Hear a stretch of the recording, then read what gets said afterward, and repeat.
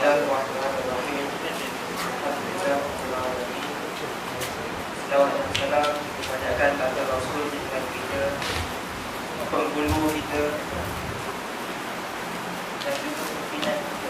Sesungguhnya Allah Subhanahu wa Ta'ala berselawat atas kita. Marilah sama-sama kita mengucapkan selawat dan salam atas Rasul sallallahu alaihi wasallam. Firman Allah Subhanahu wa Ta'ala, ya ayyuhallazina amanu ya ayyuhallazina amanu taqullaha haqqa tuqatih wa la tamutunna illa wa antum muslimun. Wahai orang-orang yang beriman, hendaklah kamu bertakwa kepada Allah Subhanahu wa Ta'ala dengan sebenar-benar takwa, dan janganlah kamu mati melainkan sebagai seorang muslim. Sabda Nabi sallallahu alaihi wasallam, ittaqillah haitsu ma kunt. Bertakwalah kamu kepada Allah Subhanahu wa Ta'ala walau di mana sahaja kamu berada. Insya-Allah di kesempatan yang ada pada hari ini, saya akan bercakap seberapa mampu yang mungkin berkenaan dengan dua perkara. Iaitu yang pertama berkenaan dengan hadis yang telah saya bacakan sebentar tadi, ittaqillah haitsu ma kunt.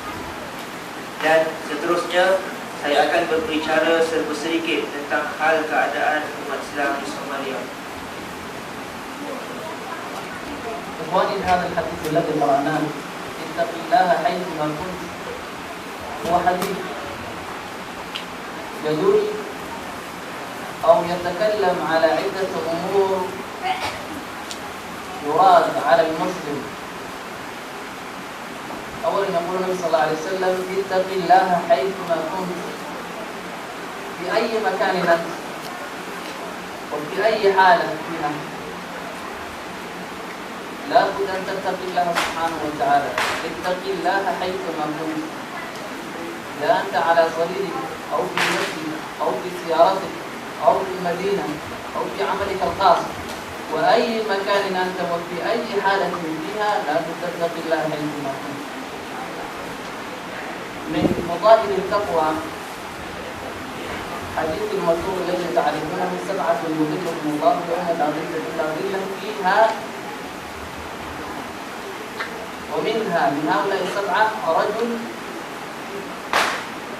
خاف الله سبحانه وتعالى وهو خالي، يعني ما في عنده أحد آخر يذكره وحده، خاف الله سبحانه وتعالى ففاضت عيناه، أي دمعت عيناه، ففاضت عيناه بالدم. وهذا من فضائل التقوى. الله سبحانه وتعالى كثيرا ما يذكر في كتابه من مصير أهل التقوى وهي الجنة المأوى.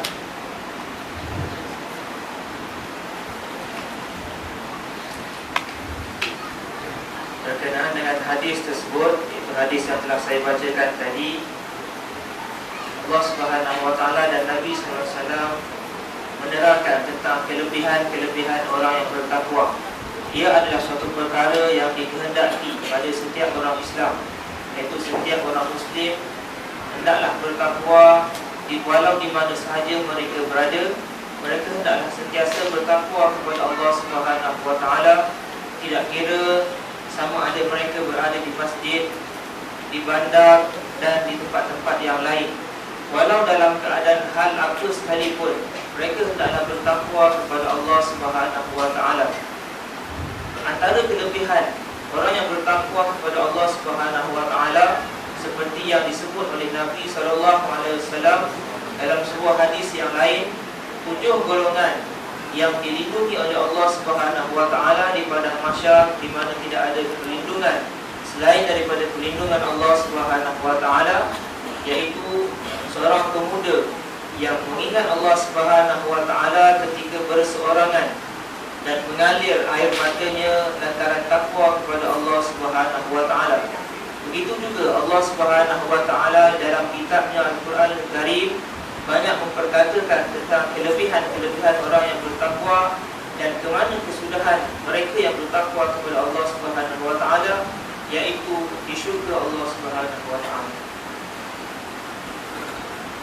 إخواني التقوى فهو أمر مهم، والإنسان التقي يفلح إن شاء الله. Jadi ممكن أنك إنسان تخطئ، فهذا الخطأ الذي وقع منك فلا بد أن تتبعه حسنا حتى تزيل هذا. وبهذا يدل الحديث نفسه، يقول وأتبع السيئة الحسنة تمحها. إذا وقعت منك سيئة فاتبعها حسنة تمحرها، تزيلها وتبطلها، يعني فكأنك ما وقع منك شيئا. إذا وقعت منك سيئة فأتبعها الحسنة، إن الحسنات يذهبن السيئات، يقول الله سبحانه وتعالى إن الحسنات يذهبن السيئات. إذا وقعت منك سيئة فاتبعها حسنة فتزيلها. والله سبحانه وتعالى يعلم، دع شيء الكبير نفسه حتى يعلم الخائنة الأعين وما في الصدور. ممكن أنك نظرت بشيء حرام نظرة بس خفية سرقة، في هذه السرقة البسيطة الله سبحانه وتعالى يعلم، وكذلك يعلم ما في صدرك، تخفي في صدرك الموجود. إذا لابد أن تتقي الله، هذا الإله الذي لا يخفى عليه شيء في الأرض ولا في السماء. Saudara-saudaraku,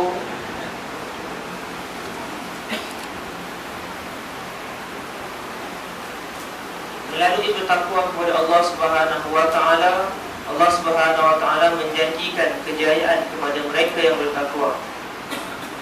Setiap daripada manusia melakukan kesalahan, iaitu berbuat dosa kepada Allah Subhanahu wa taala.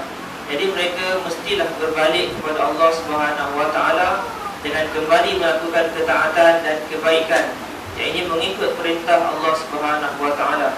Jadi dengan bertakwa adalah cara untuk kita kembali kepada Allah Subhanahu wa taala. Dan apabila kita melakukan kebaikan ataupun ketaatan kepada Allah Subhanahu wa taala, ianya akan menghapuskan kejahatan ataupun dosa yang kita buat dan akan menjadi seperti tidak mempunyai dosa. Firman Allah Subhanahu wa taala dalam Al-Quran, innal hasanat yudhhibnas sayyi'at. Sesungguhnya kebaikan-kebaikan itu akan menghilangkan keburukan-keburukan. Allah Subhanahu wa taala sangat mengetahui dan sangat peka, sangat mengetahui tentang apa yang kita lakukan, walaupun apa yang kita fikirkan dalam hati kita dan apa yang terlintas dalam fikiran. Allah Subhanahu wa taala Maha mengetahui akan perbuatan hamba-Nya, sama ada dia melihat kepada yang haram ataupun memikirkan yang haram. Maka dengan bertakwa kepada Allah Subhanahu wa taala adalah cara kita melepaskan diri daripada kesalahan yang kita lakukan kepada Allah Subhanahu wa taala. إخواني الحديث يتكلم على ثلاثة أشياء. أولا التقوى وهي التي تكلمنا عليها، ثم إتباع السيئة الحسنة، إذا وقعت منك سيئة تتبعها حسنة فهي هذا أمر ثاني. فالأخير الذي نتكلم به فهو خلق الحسن، طبيعة حسن، أن تتعامل مع الناس بمعاملة حسنة. وذلك النبي صلى الله عليه وسلم وخالق الناس بخلق حسن، يعني عاشر مع الناس، خالقهم، معاملهم معاملة حسنة. لا أنك يعني عندما تجلس مع أحد إخوانك تدبر ظهرك أو تجعل وجهك عبوسا قمطريرا، يعني لابد أن تكون بشاش الوجه، يعني تسلم الناس، يعني تسلم على المسلمين كلهم وتعينهم الفقراء والمساكين وترحم عليهم، يعني يرحم الصغير الأصغر منه ويكبر الكبير، والكبير كذلك يرحم الصغير ويرحم كل ما في تحته. هذه هي المعاملة الحسنة ويشد من ذلك. يعني لما سئل النبي صلى الله عليه وسلم عن عائشة رضي الله عنها قال عن خلق النبي، لما سئل قالت كانت خلقه القرآن، يعني كما وصف القرآن وصف النبي صلى الله عليه وسلم وإنك لعلى خلق عظيم في سورة نون والقلم وما يسطرون ما أنت بنعمة ربك بمجنون وإنك لعلى خلق عظيم. بقياس هذه الآية قالت كانت خلقه القرآن، فلا بد أن تتحلى بأخلاق طيبة وأن تتعامل مع الناس معاملة طيبة، وهذا ما يدل على الحديث الشريف. Saudaraku sekalian, sesungguhnya hadis yang tersebut tadi membicarakan tentang 3 perkara, iaitu yang pertama berkenaan dengan takwa kepada Allah Subhanahu wa taala, yang kedua mengisbatkan tentang perkara-perkara yang baik ataupun menetapkan akan perkara-perkara yang baik dan kelebihan-kelebihannya, dan yang ketiga hadis tersebut memperkatakan tentang muamalah yang baik terhadap manusia. Kita sebagai seorang Muslim hendaklah berkelakuan baik terhadap sesama manusia, terutamanya kepada sesama Muslim. Hendaklah kita berkelakuan sopan dan selamat terhadap manusia yang beragama Islam. Selamat dimaksudkan di sini adalah tidak berkelakuan kasar dan mendatangkan mudarat. Hendaklah kita menghormati yang tua dan mengasihi yang muda, seperti mana Sayyidatina Aisyah radhiyallahu anha apabila beliau ditanya bagaimana akhlak Rasulullah sallallahu alaihi wasallam, maka katanya, kana khuluqul Quran, sesungguhnya akhlak Rasulullah itu adalah seperti Al-Quran. Iaitu segala anjuran yang ada dalam Al-Quran diamalkan oleh Rasul sallallahu alaihi wasallam.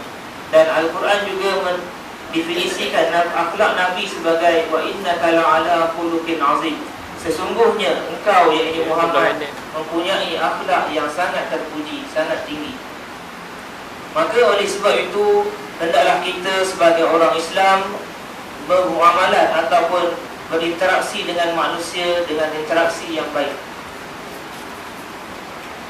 إخواني لو ضيق بالوقت لأن الوقت بقيت الصلاة التراويح شيئا، نتطرق إلى نقطة أخرى وهي حالة الصومال نتكلم فيها إن شاء الله. حالة الصومال أظن لا تخفى عليكم كثيرا، وهي حالة من 21 سنة سمع العالم كلها كما سمع مثلها من فلسطين وغيرها. صومال إخواني من بداية سنة 1992 حتى الآن كانت في حروب وجفاف وقحط، وتعرف إذا كثرت مثل هذا مكانا كذلك يكثر معها ما يدور معها من الأمراض وغيرها. وشعب الصومال دمر بعضهم البعض بحروب الأهلية، وبعدها فروا وهم لاجئين إلى دول المجاورة في بداية كينيا وإثيوبيا ورواندا وغيرها، هم يعيشون في هذه الدول لاجئين. وأكثر عدد لاجئ يعيش في مخيمة بغداد في كينيا، وهم نصف مليون. وهؤلاء الشعب لا أحد يعطيهم ولا أحد يراهم. أتكلم على المسلمين. أما الفقراء فبادروهم، يعني جاءوا في وقت مبكر 70 جمعية أو 73 جمعية أو مؤسسة هيئة كافرة تنصيرية مسيحية يوجد في مخيمة بغداد تقيم الناس الغداء والكساء وما يحتاجون من الصحة وغيرها، لكن في مقابل أن يخرجوا عن الدين حتى يصبحوا مسلما فقط. لكن هل نجحوا؟ هذا هو السؤال ونجيب عنها إن شاء الله. Seterusnya, kerana kesingkatan waktu, marilah kita berbicara pula tentang Somalia. Somalia seperti mana yang kita ketahui dan selalu dengar, seperti mana halnya Palestin, Somalia sedang ditimpa dengan kecelaruan dan juga kekurangan. Mereka sekarang kebanyakannya menjadi pelarian di negara-negara lain, antaranya seperti Rwanda dan lain-lain. Dan kem-kem pelarian ini bertebaran di sana sini. Dan kem pelarian yang terbesar terdapatnya di Kenya, yang mana di sana terdapat kira-kira 500,000 ataupun 500,000 pelarian di sana. Dan bantuan ataupun kemudahan di sana sangatlah terhad. Dan bantuan-bantuan tersebut kebanyakannya iaitu 70% daripada mereka yang menyalurkan bantuan, yang melaksanakan kerja-kerja kerja-kerja bantuan ini terdiri daripada orang-orang kafir yang datang dari seluruh dunia. Mereka datang dengan tujuan yang lain, iaitu bantuan yang mereka berikan disertakan dengan dakwah untuk mengajak kaum muslimin di Somal supaya berubah kepada agama mereka. Persoalannya, adakah usaha mereka ini akan berjaya ataupun tidak? وإخواني نقول لم نجحوا بهذا، لا أحدا أجابهم. شعب الصومال رغم أنه نزلت عليه هذه النزلة لم يجب دعوة الكفار شيئا. الحمد لله حتى الآن جئنا ب100 مسلم. في أحد دخل على دينه في هذه المقيمة التي نتكلم عليها.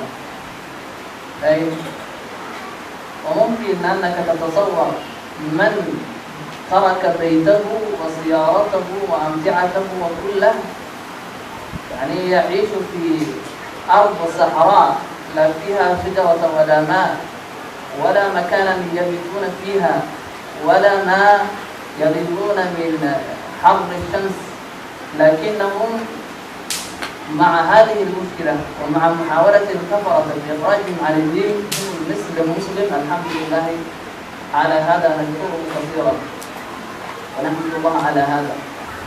لكن يا إخواني الذي نتعجب به هنا حال الصومال ليس أنهم لاجئين يعيشون هكذا فقط، بس حتى إذا أرادوا أن يبنوا حكومة ليغزوا وطنهم الكفرة المجاورة وغيرها من القوات المساندة من أمريكا مثلها يفرقون ويجعلون بينهم العداوة والبغضاء، يعني يبذلون ما لهم وينفقون ما لهم ليشتتوا ولا يجتنبوا حتى لا يكون لهم دولة مستقرة يعيشون تحتها، وحتى يتحد المسلمون يجتمعون يكونون قوة مسلمة يعني مرموقة في العالم، حتى لا يكونوا هكذا بس يحاولون كل المحاولة أن يخطوا ماذا ألا يجتمعوا ويكونوا حكومة. لكن هذا الشعب ما وجد أي دعم من الإسلام شيئا. كم حكومة إسلامية يوجد في العالم؟ ما وجدوا أي دعم مثلها، كما ما وجدت فلسطين. نحن كذلك ما وجدنا شيئا إلا السنة الأخيرة رأينا من إخواننا من مؤسسة حلوان من ماليزيا ومثلهم جاءوا من تركيا رأينا. بس هذه هي السنة الأخيرة لما كثرت المجاعة والناس ماتوا كثيرا منهم بسبب الجوع، رأينا هؤلاء الإخوان ونشكرهم على ذلك.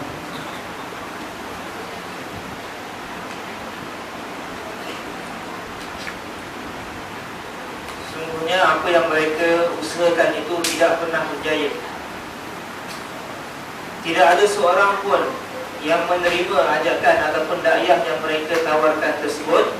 Dan kaum muslimin yang berada di kemah-kemah pelarian itu, mereka teguh menolak ajakan dan dakwah-dakwah yang disebarkan oleh kaum musyrikin tersebut.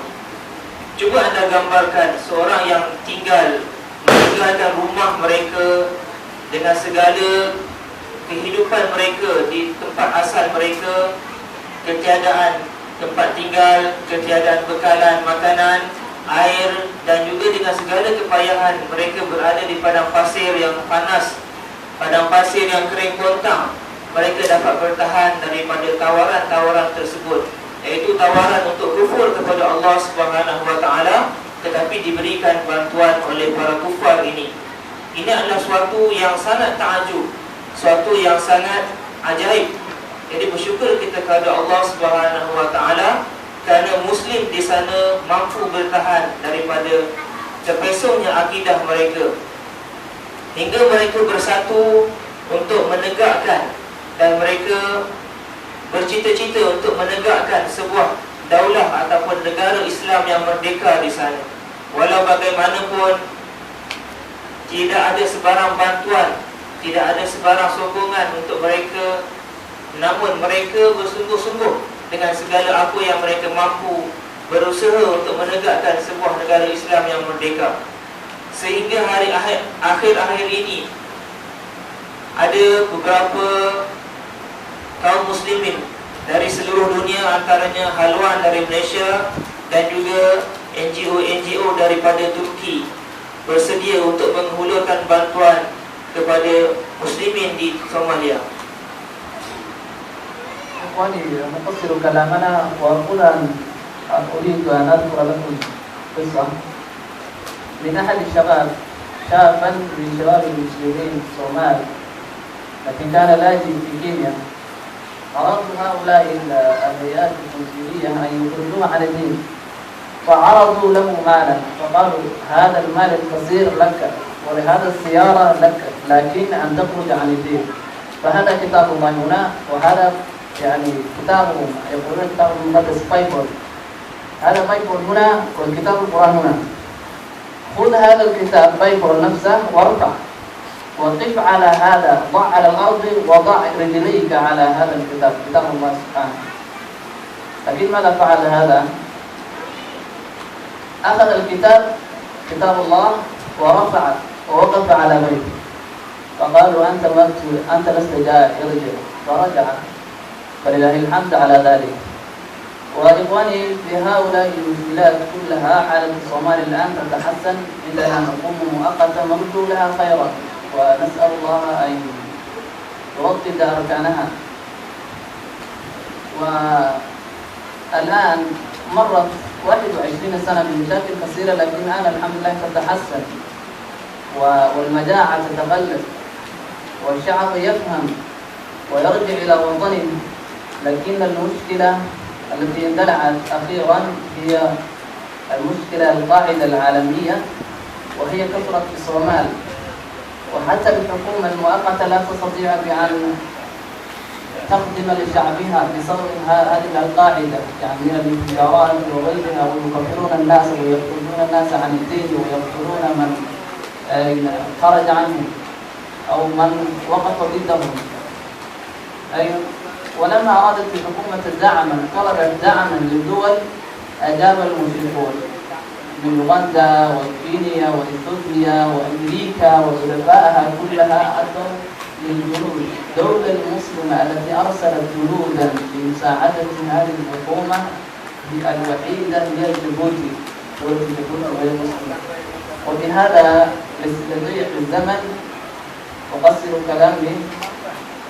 سبحانك اللهم وبحمدك، أشهد أن لا إله إلا أنت، أستغفرك وأتوب إليك. السلام عليكم ورحمة الله وبركاته. ولا أنسى بشكر مؤسسة حلوان والشعب الماليزي جميعا. أنا أشكرهم.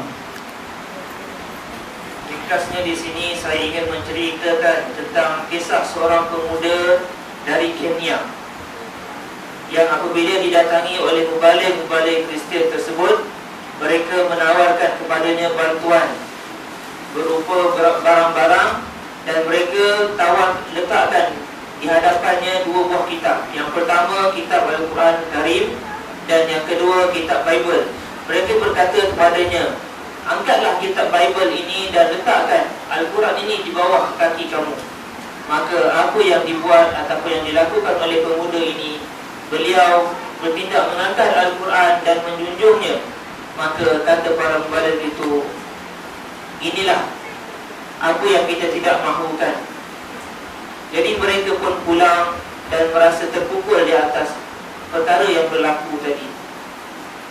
Walau bagaimanapun, masalah yang berlaku di Somalia sekarang ialah apa yang terkesan kepada umat Islam di sana. Masyarakat di sana berada dalam kepayahan dan kesusahan. Walaupun sekarang ini, sejak 20 tahun kebelakangan ini, masyarakat semakin faham dan semakin kembali kepada agama, tetapi keadaan di sana penuh dengan kesusahan dan kekurangan. Kerajaan juga tidak mampu untuk mengawal rakyatnya mereka yang mana hendak meninggalkan Islam dan hendak keluar daripada agama mereka, tidak ada apa-apa tindakan yang boleh diambil terhadap mereka. Dan hal ini diambil kesempatan oleh para mubalik ataupun kuasa-kuasa Kristian daripada seluruh dunia, antaranya daripada Rwanda,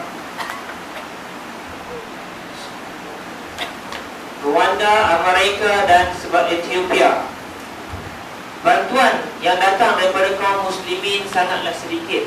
Antaranya yang terdekat ialah dari Djibouti, yang mana 100% daripada penduduknya adalah muslim.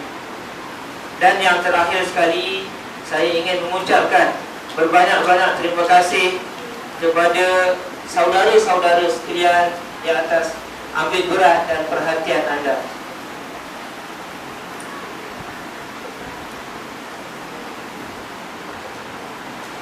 Assalamualaikum warahmatullahi wabarakatuh.